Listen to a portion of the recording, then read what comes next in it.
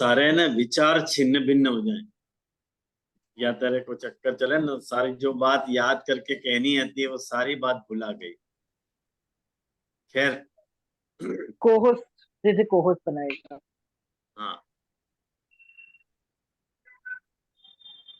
आपने जो शुरू ही किए थे जैसे, तो अभी आप सिर्फ बता रहे थे कि पुरुषोत्तम जी की टीका के बारे हाँ, में। तो ये बात मैं आप लोगों को समझाना चाह रहा था कि पुरुषोत्तम जी ने एक बहुत ही अलग बात के ऊपर यहाँ ध्यान दिया है। वो बात को देखो, ध्यान से समझने को प्रयास करो। मैं आपको ये बात बता रहा था कि सिद्धांत मुक्तावली ग्रंथ में महाप्रभु जी ने सेवा को जो लक्षण बताया हुआ है, एक सेवा को स्वरूप लक्षण बताया हुआ है, और सेवा को कार्य लक्षण बताया हुआ है, और एक सेवा को साधन लक्षण बताया हुआ है, और एक सेवा को फल लक्षण बताया हुआ है। चार लक्षण बताए हैं वहां पे। तो जहां तक साधन लक्षण की बात है, वहां महाप्रभु जी तनोविद्या की बात कर रहे हैं, और जहां महाप्रभु जी फल लक्षण बता रहे हैं, वहां मानसिक सेवा की बात कर रहे हैं। तो जहाँ मानसिक सेवा को फल रूपा बताया हुआ है, वो मानसिक को क्यों फल रूपा बनाया हुआ है, मुझको ऐसा लग रहा है कि यहाँ महाप्रभु जी जो है, यहाँ पुरुषोत्तम जी जो है, वह को जस्टिफिकेशन यहाँ अपने को देना चाह रहे हैं कि मानसिक सेवा क्यों फल रूपा है। माना वाकई जो योग रूढ़ व्याख्या है भक्ति की, वाक्य माध्यम से अपने को ये समझाना चाह रहे हैं। कारण कि आपको एक श्लोक जो है यहाँ पे उन्होंने उद्धृत किया, तो मैंने पिछली बार आपको ध्यान दिलाया तो कि अन्यत्र मना अभुवन अश्रणवम, अन्यत्र मना अभुवन अपश्यामी। ये जो वाजसेन ये श्रुति है, वह श्रुति में यह बात को निरूपण आयो तो कि यदि अपन ने मन से कोई चीज को नहीं देखियो है, ये मन से कोई चीज को नहीं सुनियो है, तो वो सुनो भयो भी अनसुनो हो जाए, देखो भयो भी अनसुन अनदेखो हो जाए। तो यासु ये कहना चाह रहे हैं, पुरुषोत्तम जी समझाना चाह रहे हैं कि मनसः प्राधान्य श्रवणेन तत्क्रियाया एवं प्राधान्य से औचित्या। माने मन को बहुत बड़ो रोल है। माने ये जो भी अपन देख रहे हैं, जो भी अपन सुन रहे हैं, जो भी अपन कर रहे हैं, और जो भी अपन समझ रहे हैं, उन सारी बातों में मन को बड़ो प्रधान, मन की बड़ी प्रधान भूमिका है। मन नहीं है तो सुनो भयो भी अनसुनो हो जाएगा, देखो भयो भी अनदेखो हो जाएगा। या लिए मानसी सेवा को फल रूपा मान। वो बात आपको ध्यान में आई ना, क्यों महाप्रभु जी मानसिक सेवा को फल रूप मान रहे हैं, बहुकार। देखो ये बात।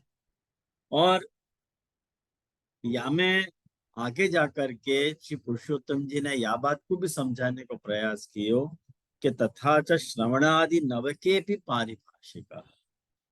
माने ये जो श्रवण आदि जो नवक हैं, श्रवण कीर्तन स्मरण पाद सेवनम अर्चनम वंदनम दास्यम सख्य और आत्मनिवेदन, ये सब पारिभाषिक अर्थ हैं। यहाँ के पारिभाषिक समझो ना आप लोग।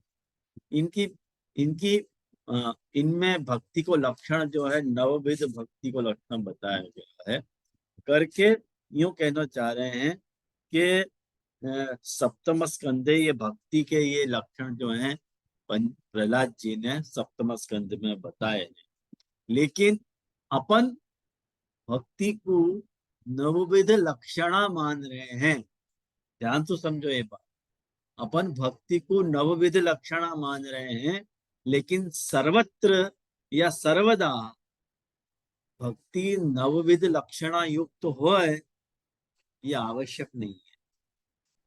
यूं कह रहे हैं। क्यों? तो कह रहे हैं कि अन्य तो उपासनायाम अपनी भक्ति शब्दम प्रयुज्यते। अन्य के मत में तो उपासना को भी भक्ति कहा जाए। ध्यान से समझो ये बात। उपासना को भी भक्ति कहा जा रहा है अन्यत्र। अपन उपासना को भक्ति कह रहे हैं, अपन उपासना को भक्ति नहीं कह रहे। श्रवण कीर्तन स्मरण पाद सेवनम अर्चनम वंदनम दास्य सख्य और आत्मनिवेदन को अपन भक्ति को अंग बता रहे हैं। ये सब करो तो अब भक्ति अपन मान रहे हैं। खाली उपासना करो तो वाको अपन भक्ति नहीं। बेसिकली देखो 3 प्रक्रियाएं हैं, एक उपासना है, एक पूजा है और एक भक्ति है। अपन को सुनने में ये तीनों एक जैसे लगे, ये बात मैं पहले भी अपने कई प्रवचन में, कई क्लासेस में ये बात को आप लोगों को समझा चुका हूँ कि उपासना को मतलब क्या है। उपासना को अर्थ ये है कि उप मतलब समीप है, आसन, आसन माने कोई जा देव की अपने को चाहना हो, माने अपने को यदि सिद्धि प्राप्त करनी हो तो कोई एक देव को तो सिलेक्ट करना पड़ेगा कि नहीं, वहां में ध्यान केंद्रित करना पड़ेगा। तो वाके समीप है, आसन बिछा के को ध्यान करना उपास। जैसे कि अपन अपन सु टैक्सी से कहीं जाना हो, अपने को कहीं जाना हो तो अपन टैक्सी हायर करें क्या नहीं। तो टैक्सी जब तक हायर करी भाई हो, वो टैक्सी अपने अधीन हो। एक बार अगर अपन अपने गंतव्य तक पहुंच जाएं तो टैक्सी के साथ अपना संबंध खत्म हो जाए, पैसा देके टैक्सी वालों छुट्टा और अपन छुट्टे। ऐसे ही अपनो एक बार ध्यान एकाग्रित हो जाए, फिर वह देवता के साथ उपासक को ध्यान खत्म हो जाए, माने संबंध खत्म हो जाए। कारण कि वाको मुख्य ध्येय उपासना तो ध्यान तो मुख्य देव व देव, मुख्य बात देव से संबंध स्थापित करना नहीं, ये बात ध्यान से समझो।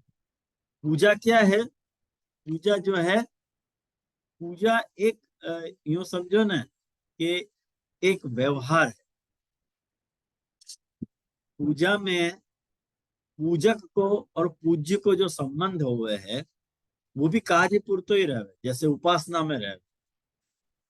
टैक्सी चालक को यात्री के साथ जो संबंध है वो भी तात्कालिक ही संबंध। ऐसी पूजा में भी जब तक पूजा चल रही है, पूजक जो है पूज्य, पूजक जो है पूज्य से जुड़ो रहेगा और पूज्य पूजक से जुड़ो रहेगा। एक बार पूजा खत्म हो गई तो फिर वह देव के साथ आपको संबंध नहीं रह जाए।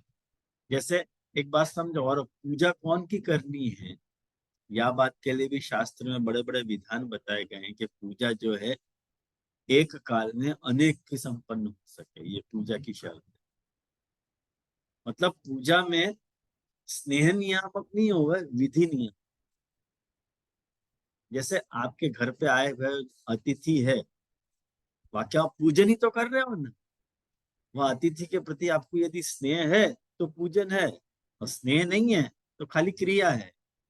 आप ऐसे सोच रहे हो कि ये कि कहाँ आ गए हो ये अतिथि, ऐसे सोच रहे हो तो फिर आपको पूजन नहीं है, लेकिन आप कर तो रहे हो ना कर्म। तो एक सदगृहस्थ को घर आपको यदि है तो आपको वो परफॉर्मेंस देना पड़ेगा, ख्याल में आ रहा है?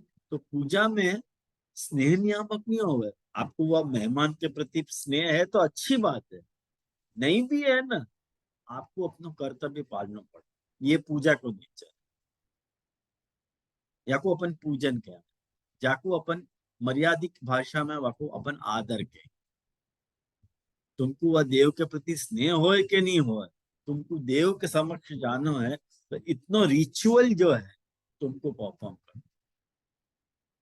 ये पूजा को स्वभाव है, और वो मैंने बताया वो उपासना का स्वभाव है।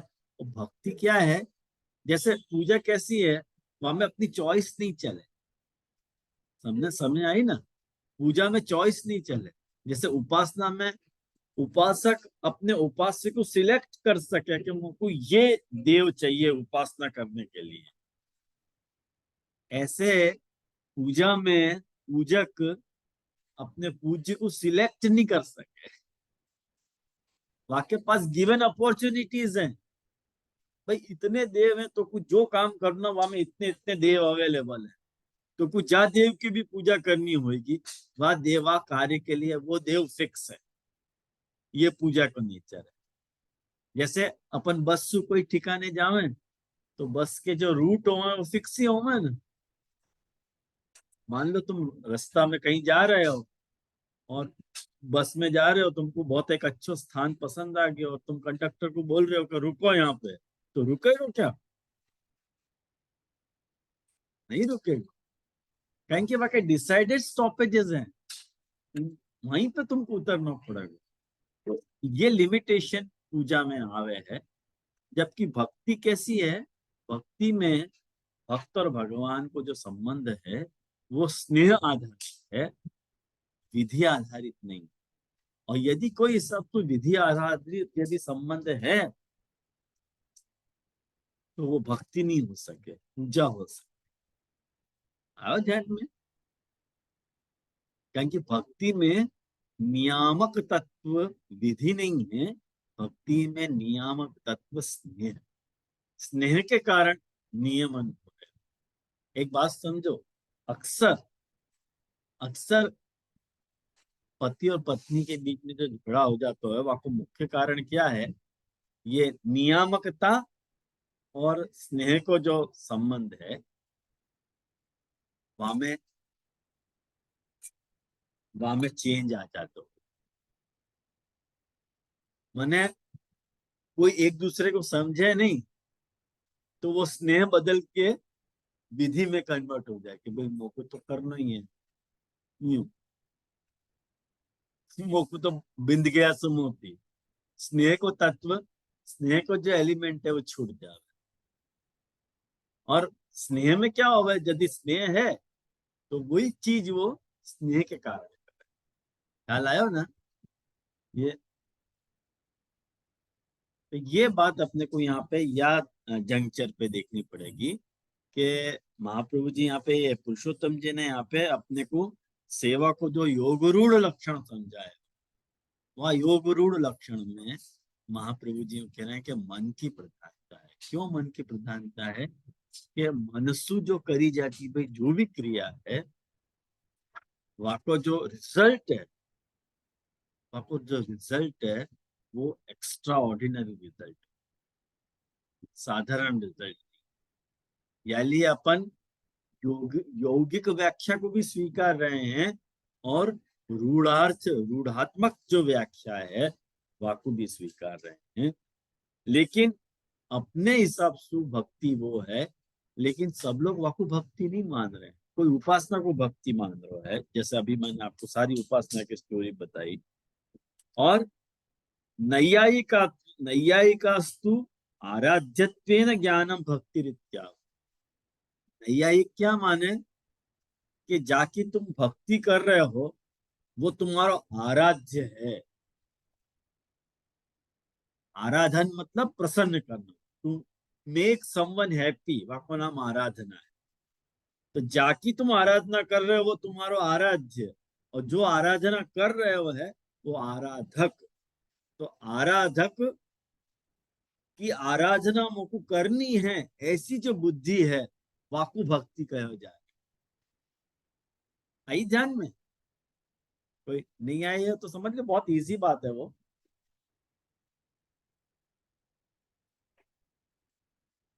इतनी कठिन बात नहीं है ये।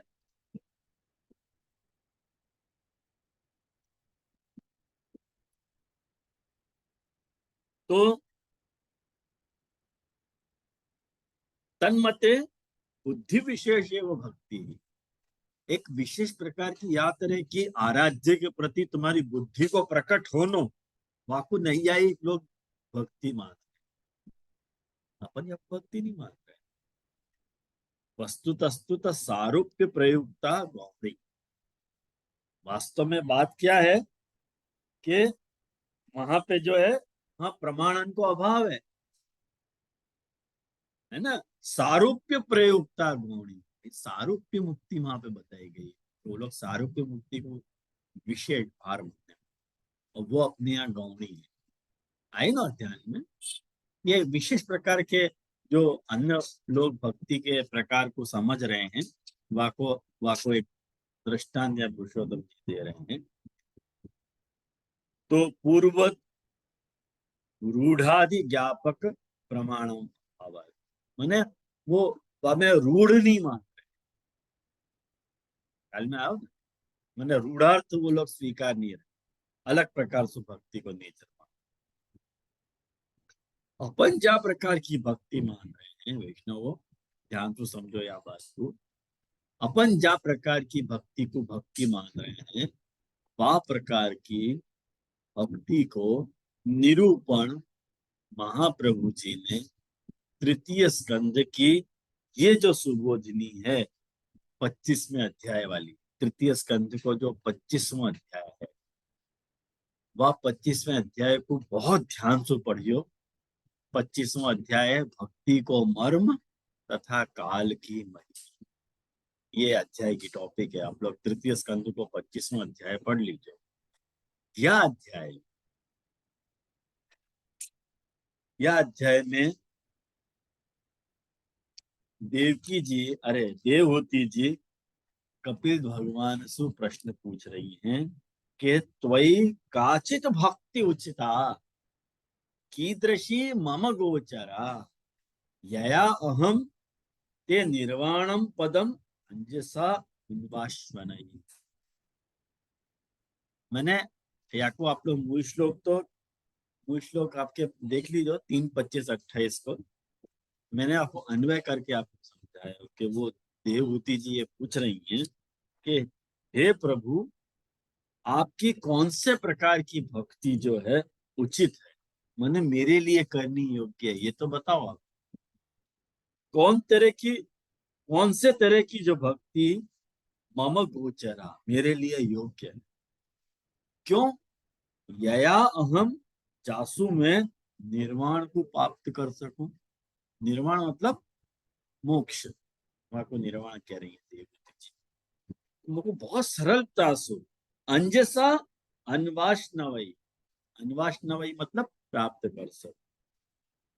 ये जो देवहूति जी ने प्रश्न कियो कपिल जी, वाको जवाब जो है भगवान कपिल भगवान ने 2 श्लोकन से दियो है।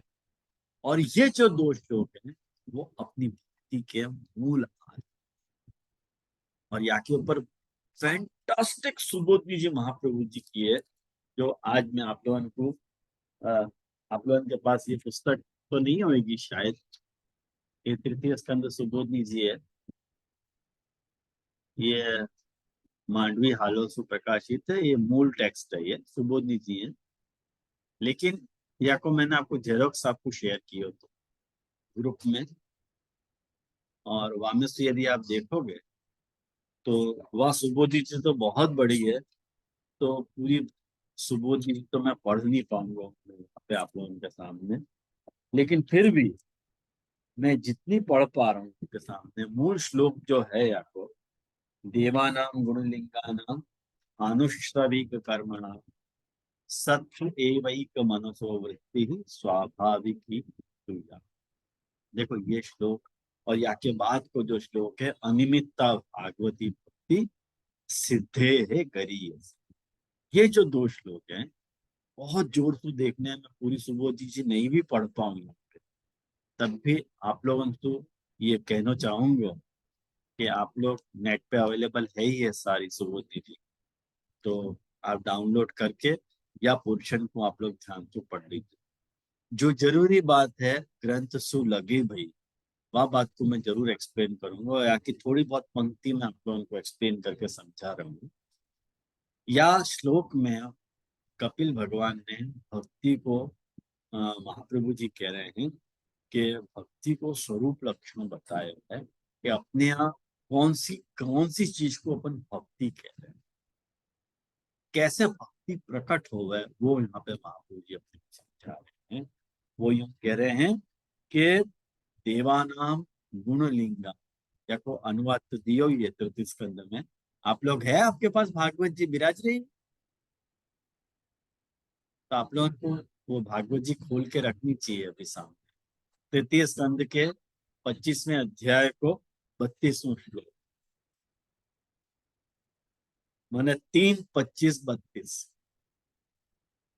वह श्लोक में देखो यूं कह रहे हैं कि जाको मन ठाकुर जी में लगे है, एकमात्र भगवान ने मन लगाए भय लोगन की, वैदिक कर्म में लगी भई और विषयन को ज्ञान कराने वाली इंद्रियां जो है सत्व मूर्ति हरि में ही यदि रह रही है, वाकु अपन स्वाभाविक भक्ति कह रहे हैं, वाकु स्वाभाविक भक्ति कह रहे हैं। हमने को समझ भी नहीं आया यहाँ पे कपिल भगवान ने क्या कही, या को मैं सरल शब्द में आपको समझाऊं। कपिल भगवान यूं कह रहे हैं कि जाको मन जो है ना एक प्रभु में ही है। दूसरों, अगर वो कोई वैदिक कर्म कर भी रहा है और वो कोई यदि लौकिक कर्म कर भी रहा है, लेकिन वाको मन प्रभु में है, या तरसु जो रहता हुआ है ना, वाको अपन भक्ति शब्द सु कहना चाहेंगे कि ये भक्त है। भक्ति को नेचर ऐसो माने कपिल भगवान यो कहना चाह रहे हैं कि वो जो अहेतुकी भक्ति है, अनिमित्ता, कोई निमित्त सु करी भाई भक्ति नहीं। अपन भक्ति के बदले कुछ डिमांड कर रहे हैं, यदि कि मैं आपकी भक्ति तो करूं लेकिन आपकी भक्ति के बदले मुझको सब कुछ मिले, कुछ मिले, ऐसी कोई भी कामना से रहित हो करके यदि वो स्वाभाविक की भक्ति मैंने स्वाभाविक वाक्य है कि मुझको कछु मांगना नहीं, जाको अपन भक्ति कह रहे हैं। जैसे एक बात समझो, घुटना अपनी तरफ ही मोड़ा है, ऐसे ही अपन व अंशी के अंश हैं, तो अपन को अपने अंशी की तरफ या कुछ अपन यो क्या आकर्षित होना, अंश को अपने अंशी की तरह स्वाभाविक रूप से आकर्षित होना भक्ति है। या कुछ एकदम सरल भाषा में ख्याल में आओ ना, जैसे कोई भी दुनिया में कोई भी संबंध है, दुनिया में कोई भी प्रकार को जो संबंध है वो कामना वाला संबंध, कोई को भी संबंध, माँ बाप को पुत्र के साथ, मैंने भाई को भाई के साथ, भाई को बहन के साथ, एक मित्र को मित्र के साथ, गुरु को शिष्य के साथ, दुनिया को मैंने व्यक्ति को समाज के साथ, कोई भी संबंध ले लो, कोई भी संबंध, हर संबंध सकाम संबंध है, कोई कामना में छुपी हुई है, तो वो अहेतुक संबंध नहीं, बिना हेतु को अहेतुकी जो संबंध है वो केवल अपन अपने अपने साथ, स्वयं अपने साथ। जैसे अपन अपने आप को प्रिय लग रहे हैं कि नहीं, अपन अपने आप को प्रिय लग रहे हैं, क्यों लग रहे हो भाई तुम अपने आप को प्रिय, कोई कारण पता है तुमको? कारण तो नहीं पता है। हम अपने आप को बहुत पसंद कर, क्यों पसंद कर रहे हो, कारण नहीं पता, बस वो हेतु, वो अहेतु। जैसे अपन अपने आप को अच्छे लग रहे हैं, ऐसे वास्ट स्टाइल में यदि प्रभु अच्छे लग रहे हैं तो वाकु अपन अहेतु की भक्ति कह रहे हैं। में आओ ना, मैंने एक सहज जो अपना आसक्ति है अंशी के प्रति, वाको अपन अहेतु की कह रहे हैं। और ये जो है अहेतु की भक्ति है, कपिल भगवान कह रहे हैं सिद्धे है गरीयसी। सिद्धे मतलब मुक्ति से भी अधिक, मुक्ति तुच्छ है या क्या? क्यों भाई ऐसा क्यों कह रहे हो? तब आपको कारण समझा रहे हैं कि जरत्याशु या कोशम निगीर्णम अनलो, माने जैसे खायो भयो, अपन जो भी खा रहे हैं वो सारा जठर अग्नि में यहाँ पे पेट में जा रहा हो, कुछ जठर में रही भाई जो अग्नि है वो वाकु जला दे, माने वाकु भस्म कर दे। निगीर्णम अनलो, ख्याल में आया?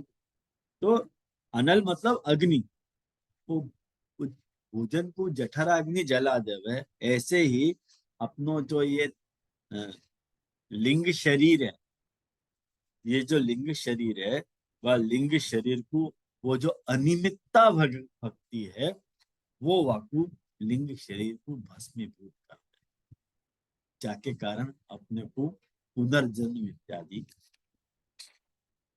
ये खासियत या अनिमित्त भक्ति की है। तो याके इन दो श्लोकन की जो सुबोधनी है वो वाकई कुछ अंश में आपके सामने शेयर करूं। आपके सामने टीका तो होगी, लेकिन ये वाली पुस्तक है वो। हमें देखो महाप्रभु जी क्या आज्ञा करते हैं कि हर जो मनुष्य है, कोई भी जो मनुष्य है वैष्णव, वाकई दो इंद्रियां, यूं कह रहे हैं।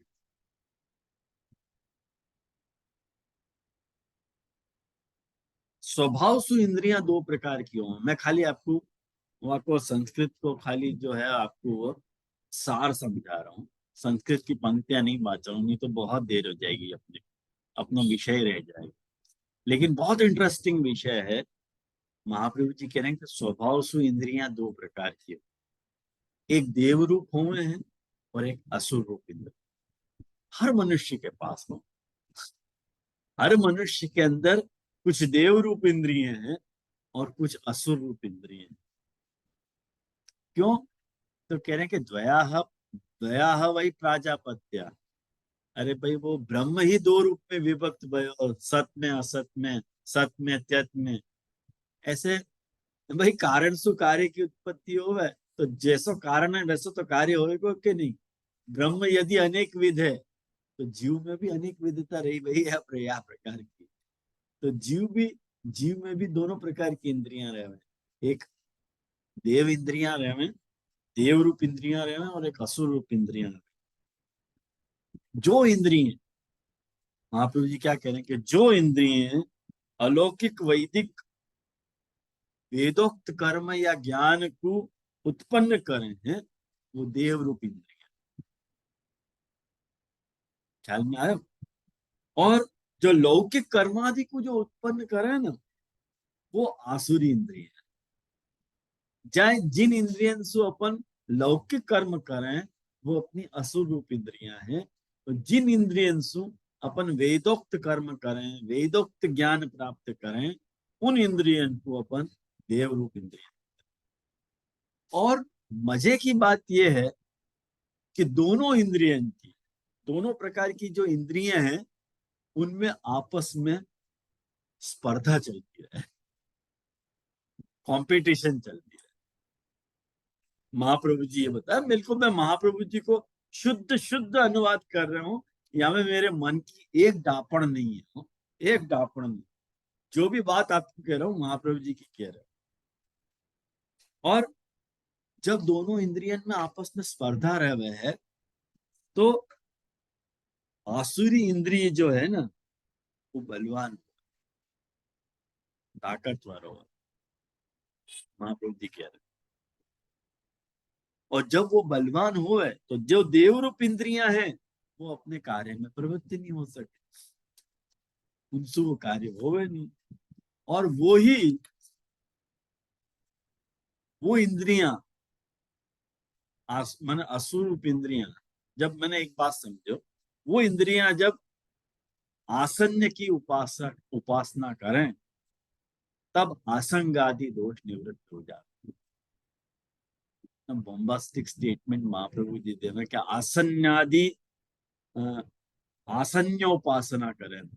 अब आसन्य को मतलब क्या है, एक बात समझो, आसन्य को अर्थ हो गया प्राण, सीधी भाषा में समझो ना।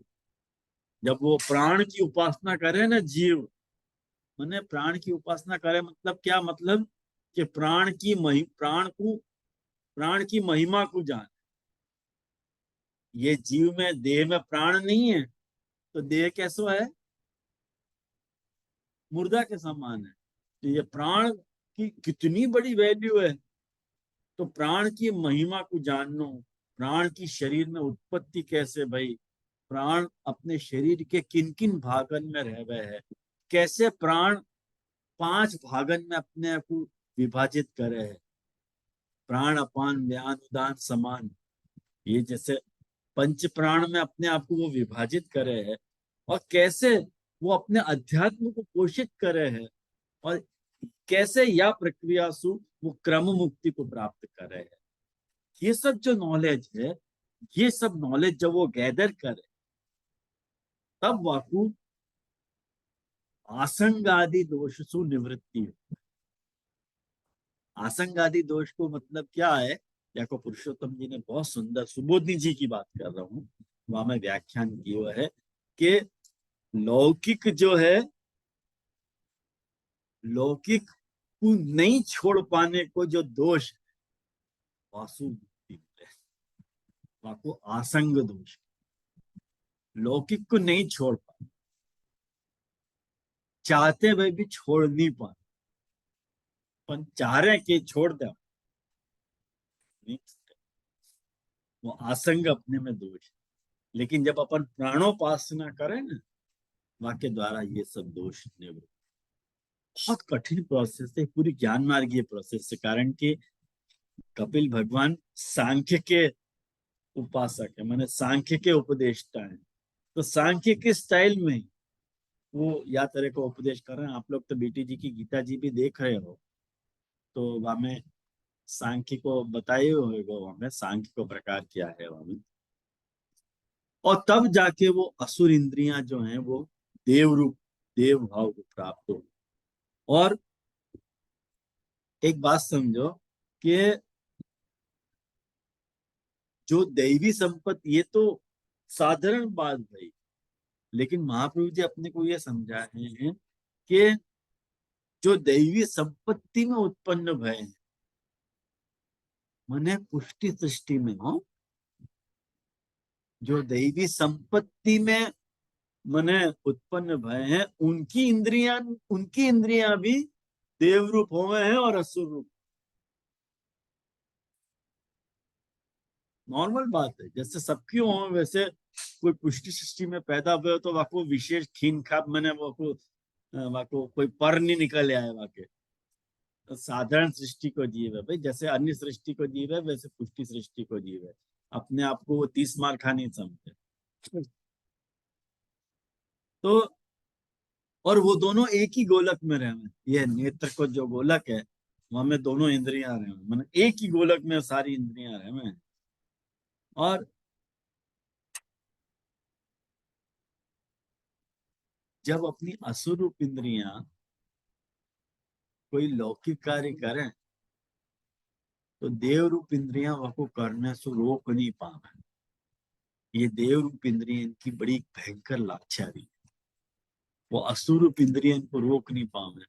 वो खाली देखती रहे कि मेरी ये इंद्रियां वहां जा रही हैं, तो खड़े होकर देखते रहे कैसे कर रहे हैं, वह रोक नहीं पावे। कितनी बड़ी बात है भगवान।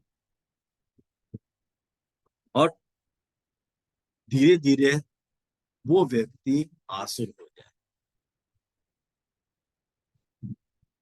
लेकिन कमाल की बात यह है, आप लोग जी कहें कि भक्ति जो है ना, वो देव रूप इंद्रियंसु हो गए, असुर इंद्रियंसु नहीं।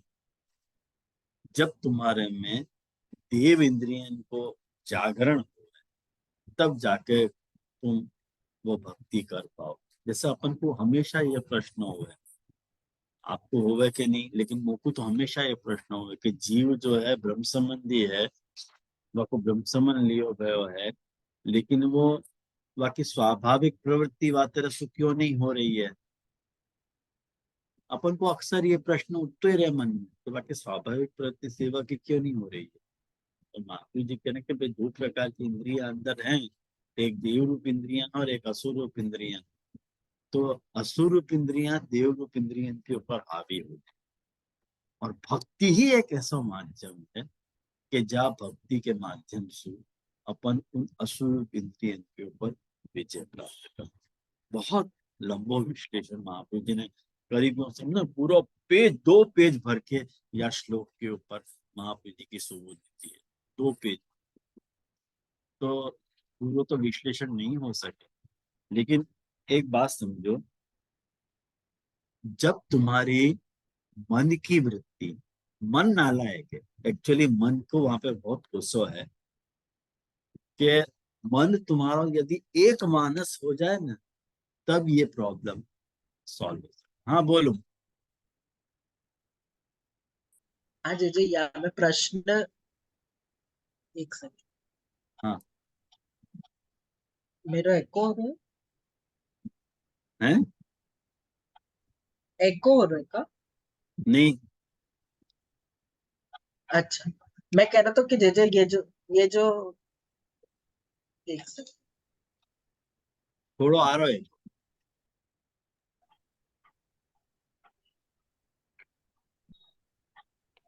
हेलो, हाँ, अब ठीक हो तो हाँ। मैं यहाँ से बोलूँ हूँ। मैं कह रहा था जैसे यहाँ में जो महाप्रभु जी उदाहरण बात कर रहे हैं कि भक्ति सु ये आसुरी इंद्रियों पे भी विजय हो सके। तो या में थोड़ो समझ लो तो कि वो प्रोसेस क्या बता रहे हैं, इवन शॉर्ट में तो शॉर्ट में, कि जहाँ कोई ये असुर दैवी इंद्रिया जो है वो कोई प्रकार से क्या कह सके, दैवी इंद्रिया क्योंकि ऑलरेडी लाचार है, वाकु दैवी इंद्रिया सु ही अगर भक्ति हो रही है, तो भक्ति सु आसुरी इंद्रिय पे विजय कैसे हो रहा है, ये समझना तो थोड़ी। बताओ। देख, एक बात समझूंगा कि देवानाम गुणलिंगानाम आनुष्टविक कर्मणाम, ये वाको सॉल्यूशन है। जो देव रूप इंद्रियां हैं वो ही भक्ति कर पा सके, भक्ति कर सके। असुर इंद्रियां भक्ति नहीं कर पाएंगी। और देव रूप इंद्रियन को अपने कोई एक सिलेक्टेड देव में एक मानस होना चाहिए। देवानाम गुणलिंगानाम आनुश्रविक कर्मणाम, जो है ना, ये बात तो श्लोक पढ़। सत्व एव एक मनसो वृत्ति ही, बाकी मन की एक निष्ठता वहां पे प्रकट हो जाए ना, तो काम हो जाए। मन की वृत्ति, मन वही के संग रहना चाहे और कोई के संग नहीं। मन से अपन ये नक्की करना कि मुझको या के साथ रहना, अब कोई नहीं, ऐसी वृत्ति। मन से सोचना नहीं, वाको इन प्रैक्टिस भी कर देना। महाप्रभु जी वो निष्ठा की व्याख्या कर रहे हैं, या मैं निष्ठा की व्याख्या महाप्रभु जी बता रहे हैं। खाली सोचना भक्ति नहीं है। ता उम्र ता जिंदगी वह भाव को निभाना, वाके साथ एक मानस होके जो अपना वाके साथ वाको स्वभाव बनाना ही भक्ति है।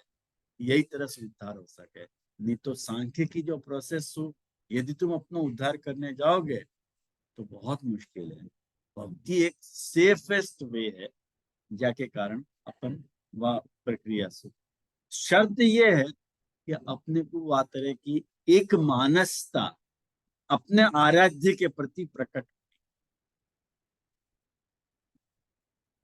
और वो आनुश्रविक कर्म नाम कह रहे हैं ना जो कपिल भगवान, वाको अर्थ ये है, वाको महाप्रभु जी ने सुबोधि जी में अर्थ किया है कि गुरु जैसो समझा रहे है वो सुन के अनुश्रवण, खाली श्रवण नहीं, अनुश्रवण करें। गुरु ने जैसो बताया हो वैसो फॉलो कर, गुरु ने जैसो कहो वैसो कर। अनुश्रविक और अनुकर्म दोनों बात है। मैं इतनी डिटेल व्याख्या ले नहीं रहा हूं यहाँ पे, लेकिन गुरु ने जैसो बताया है वैसो सुननो, और जैसे करने को कहो वैसो करनो। अपने मन की कोई डापण नहीं कर। भावस तत्रापि अस्मदीयश्च, ये जो महाप्रभु जी पंचश्लोकी में बता रहे हैं कि भाई हमारे बताए गए भाव से तुम सेवा करो, तुम अपनी डापण मत छाट। आज अपन ने अपनी डापण छाटी है, या लिए संप्रदाय की गति अनुश्रविक कर्मणा नहीं भय। तो अपनी जो असुर असुर इंद्रियां हैं वो बलवान होके घूम रही हैं, और कोई को सेवा में प्रवृत्त होवे नहीं दे रही है। मेन रीजन ये है, कारण कि अपने अंदर दोनों ही इंद्रियां हैं, देव रूप इंद्रियां भी हैं और असुर रूप इंद्रियां भी हैं। और असुर रूप इंद्रियन के ऊपर अपन को विजय प्राप्त नहीं हो पा रही है, कारण कि अपनी वातरे की जो प्रवृत्ति है वो वातरे की वृत्ति है नहीं। यूं बहुत हाँ कठिन जी है, जी। बहुत कठिन। एक एक आपको सिर्फ आप रेफरेंस एक बार रिपीट करेंगे कपिल देव जी के श्लोक को। देवानाम गुणलिंगानाम अनुश्रविक कर्मणाम, या को मैं अनुवाद तो बताऊं कि एकमात्र भगवान में मन लगाए भय लोगन की, या वैदिक कर्म में लगी भई और विषयन को ज्ञान कराने वाली इंद्रियां यदि सत्य मूर्ति हरि में ही संलग्न रह रही हैं, तो वो मन की स्वाभाविक वृत्ति है, जाको हम भक्ति के नाम से कहना चाह रहे हैं, जाको अपन भक्ति शब्द से इंगित करते हैं। ये जाको भक्ति को तुमको एग्जाम माने जिज्ञासा होवे ना, भक्ति को जानने की इच्छा होवे कि भक्ति है क्या, तुम्हारी मन सु तुम्हारी स्वाभाविक यहाँ प्रवृत्ति रहनो, दैट इज भक्ति। और वो अनिमित्ता होनी चाहिए, अनिमित्ता, क्या को अपन भक्ति शब्द से कोडिफाई कर, अपने यहाँ ये भक्ति है, अपने यहाँ जो है वाको मने अपने अब वाको आराध्य मान लेनो, ऐसी बुद्धि होनी, वो भक्ति है, ऐसा अपन नहीं माना, या को केवल भक्ति नहीं माना। ये जो श्रवण कीर्तन स्मरण पाठ सेवन जो भी है ना, वो तो वहां को अंग है, एक्चुअली भक्ति वो भी नहीं है। तो सागर है जो सब भावन को अपने में समेट सके। कोई भी किनारा है ना उमंग, कभी समुद्र नहीं बन सके, लेकिन समुद्र किनारा बन सके। किनारा समुद्र में, ये नवधा भक्ति किनारा है भक्ति को, समुद्र नहीं। भक्ति श्रवण आदि नवकन के किनारे पे भी तैर सके है। एक भक्ति को ये किनारा है, एक किनारा वो धारणा है, भक्ति को एक किनारा कर्म कांड है, भक्ति को एक किनारा आश्रय भावापत्ति है। भक्ति के बहुत सारे किनारा हैं। भक्ति एक ऐसा समुद्र है कि जहाँ चाहे वाको संभाले, भक्ति सब कुछ उपभोग कर सके। जाको अपन अपने अस्मत् प्रतिपादितम तु नैर्गुण्यम जाको भाई, हमारी भक्ति निर्गुणता को मोड़ लिए हुए है, कुछ सगुण वाली है।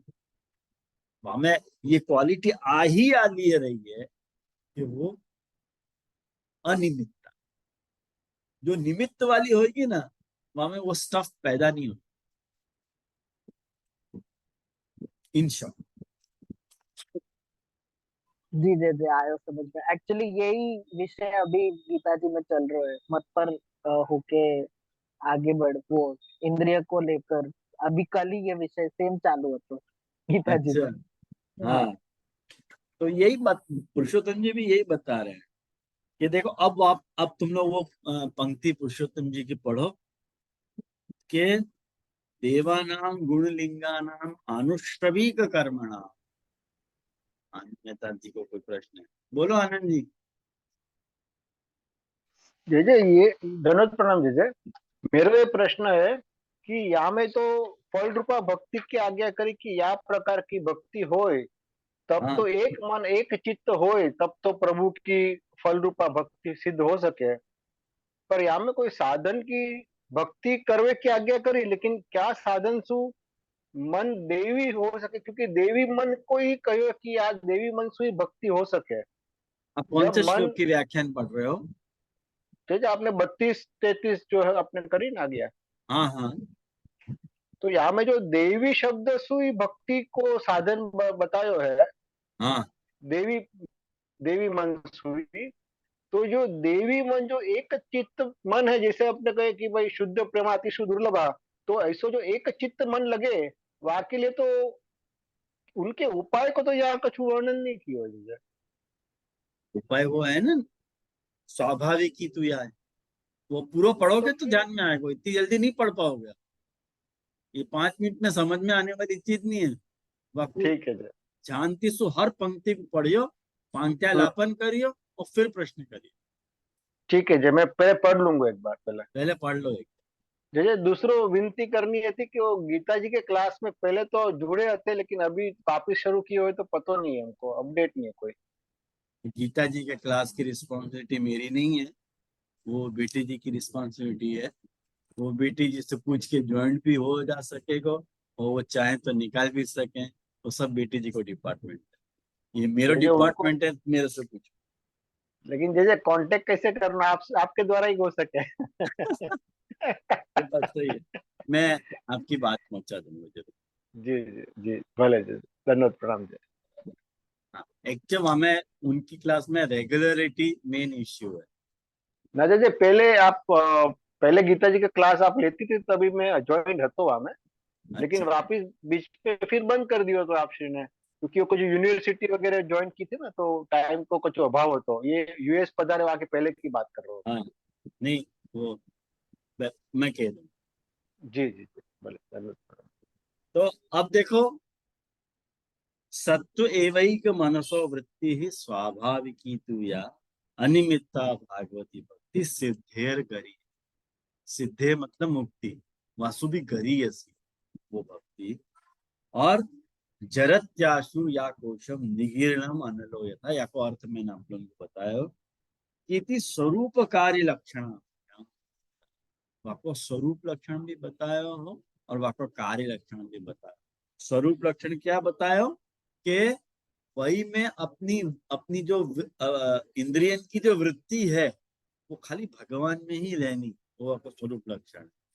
और आपको कार्य लक्षण क्या बताया हो कि अपने जो लौकिक आवेग हैं उनको नष्ट कर, ये आपको कार्य लक्षण बताया। तत्र एक मनसः पुंसः इंद्रियाणाम स्वाभाविकी अनिमित्ता सत्वपादो भगवती वृत्ति निष्ठा इति व्याख्याता व्याख्यातत्वात् स्पष्टम। पुरुषोत्तम जी ये बात कह रहे हैं कि ये, अब ये जो आनंद जी अभी पूछ रहे थे ना, वह प्रश्न का समाधान देखो यहाँ आ रहे है कि एक मनस, जीव की एक मानसता इंद्रियन की, और उनकी जो स्वाभाविकता कैसी कि अनिमित्ता, बिना कोई निमित्त के वह सत्व की उपाधि के कारण भगवान में ऐसी अपनी वृत्ति रहनी। वाकु जो है यहाँ पे ये कारण बताया हुआ है, स्वरूप लक्षण को बताया गया है। तो कोश जरणम च कार्य लक्षण, ये देखो वही मैंने आपको अभी अनुवाद करके बता दिया, ये वाक्य व्याख्या करके बताया कि कोश को जला देना, लौकिक कोश को जला देना, वो आपका कार्य लक्षण। तो तत्सुबोधिन्याम सत्व पदम सांख्यानुसारात वस्तु तस्तु मूल रूप, ये वस्तु तस्तु मूल रूप जो है ना, सुबोधि जी की पंक्तियां, सुबोधि जी महापुर जी की है, वस्तु तस्तु करके। तो तुम लोग ढूंढोगे तो मिल जाएगी, तो आप लोगों को यही श्लोक में। तो अष्टाविंशाध्याय भक्ति योगो बहुविध इति पुरुष स्वभाव भेद कृत मार्ग भेदेन भक्ति योगस्य बहुविधत्वं प्रतिज्ञा। भाई भक्ति योग बहुविध ऐसे कहो है 28वें अध्याय में, या के बाद को, ये तो 25वां अध्याय है, 28वें अध्याय में यूं कह रहे हैं भक्ति योग बहुत प्रकार को है। तो हम लोगों को कौन सा करना है, ये वहां पे देवहूति जी पूछ रही हैं।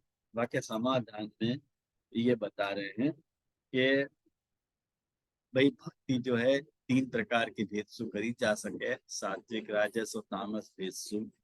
और वाक्य भक्ति के अनेक भेद हो सके हैं, लेकिन ठाकुर जी वहां पे मदगुण श्रुति मात्रेण, ये जो श्लोक है ना 29वें अध्याय को है, आप लोग देख लीजिए, वाक्य बाद कोई अध्याय पूरा तृतीय स्कंद 25 से लेके 29 अध्याय, अगर आप खाली अनुवाद भी बांध जाओगे ना भागवत को, तो बहुत सारी बातें आप लोगों को क्लियर हो। मदगुण श्रुति मात्रेण मई सर्व गुहाशय, जो कह रहे खाली मेरे गुण की श्रुति करो, मेरे गुण को खाली श्रवण करो, ये ठाकुर ये बता है। अपन ने पूरा पुष्टि भक्ति को जो प्रोग्राम है ना, वो यहाँ से बनाया। पुष्टि भक्ति को जो प्रोग्राम है ये, और एकादश स्कंद को जो है वो 12वां अध्याय, ये सब अपनी भक्ति के, पुष्टि भक्ति के मूल आधार हैं। तो वहां ये ठाकुर जी ने समझाई है कि मनोगति रविच्छिन्न, ये मन की देखो बात में आली, आपको उनको बार बार बता रहा हूं कि मनोगति रविच्छिन्न यथा गंगाम्भ अम्बुधौ, अम्ब मतलब जल और अम्बुधौ मतलब सागर। जैसे गंगा को जल निरंतर सागर में रहे है, मिलतो रहे है, ऐसे अपने मन की गति निरंतर प्रभु में रोनो, ये निर्गुण भक्ति योग के लक्षण को उदाहरण, या को अपन निर्गुण भक्ति योग कह रहे हैं। भाई क्यों मिल रही है गंगा सागर में? कभी पूछो तो गंगा को क्यों मिले, वो क्या मिले वो को सागर में मिलने से? ये तो गंगा ही जाने। जैसे अविच्छिन्न गति है बाकी, एक क्षण भी वो सागर से अलग नहीं। मनोगति रविच्छिन्न यथा गंगाम्भ सौम्बुधौ, ये जो लक्षण है ना, लक्षणम भक्ति योगस्य निर्गुणस्य उदाहरण, ये निर्गुण भक्ति योग के लक्षण को उदाहरण है करके वहां पे महाप्रभु जी ने यूं कह रहे हैं, अहैतुक्य व्यवहिता या भक्ति पुरुषोत्तमे सालोक्य साष्टी सामीप्य सारूप्यम एकत्वमपि उत दीयमानम न ग्रहणन्ति विना मत सेवनम जना। तो ये जो लक्षण है देखो, तृतीय स्कंद के 29वें अध्याय को 13वां श्लोक है, वह 13वें श्लोक में ठाकुर जी ने खुद ये बात बताई है कि मेरो जो भक्त है वाकु में 4 प्रकार की मुक्ति भी दऊं न, सालोक्य मुक्ति, सामीप्य मुक्ति, साष्टी मुक्ति, सारूप्य मुक्ति, लेकिन मेरो भक्त जो है वो लेवे नहीं है, वो ग्रहण नहीं करे। एक तरफ मेरी सेवा और एक तरफ ये 4 प्रकार की मुक्ति। तो या लिए ये निर्गुण भक्तियों को अहेतुक्य व्यवहित होनी चाहिए, बिना हेतु, वो मन पुष्टि भक्ति है। इति सार्धाभ्याम काल कर्म अव्यवहिता पुरुषोत्तम विषयिणी स्वतः पुरुषार्थ रूपा या सेवा सा आत्यांतिक भक्ति इत्येवं लक्ष्यता। वो आत्यांतिक भक्ति को, कौन सी भक्ति? कि जो काल कर्म से प्रभावित नहीं, काल कर्म से बाधित नहीं, ऐसी जो पुरुषोत्तम विषयिणी स्वतः पुरुषार्थ रूप जो सेवा है, वाकु अपन भक्ति के नाम को कहने जा रहे हैं। और या भक्ति के वर्धन को प्रोग्राम या भक्ति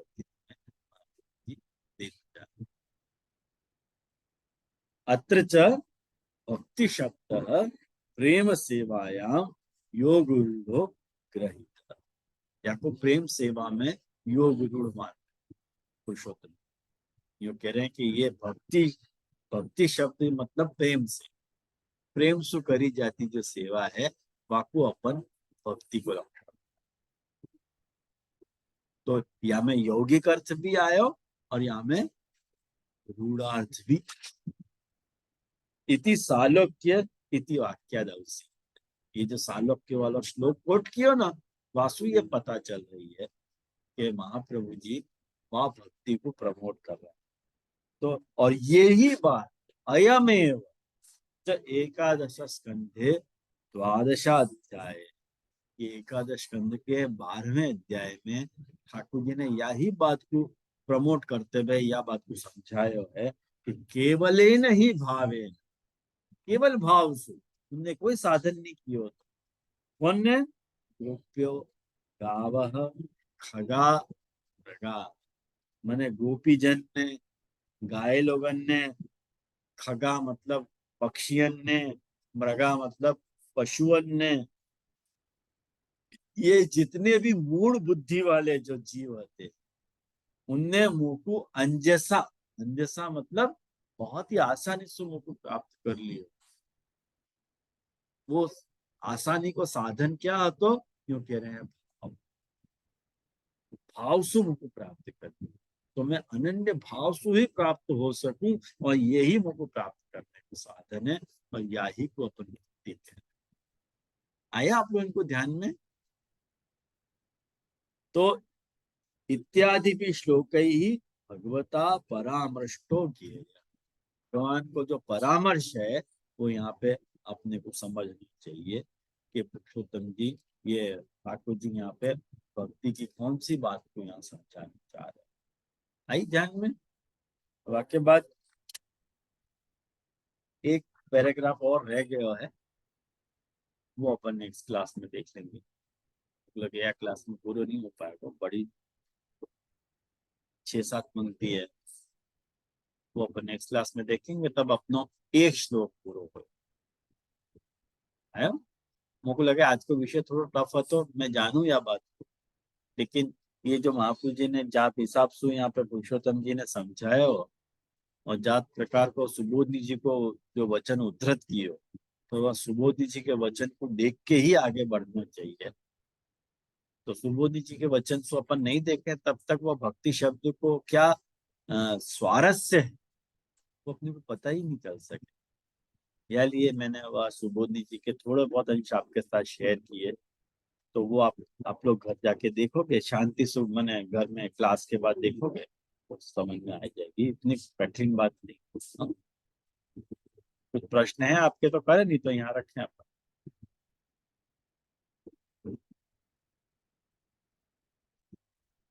उमंग का चलो।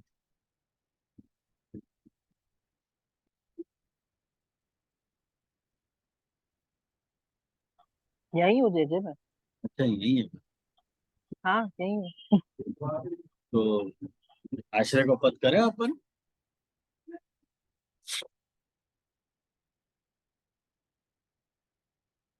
कठिन चरणन के भरोसो, कठिन चरणन के श्रीवल्लभ नख चंद्र छटा बिन, अब जुग माज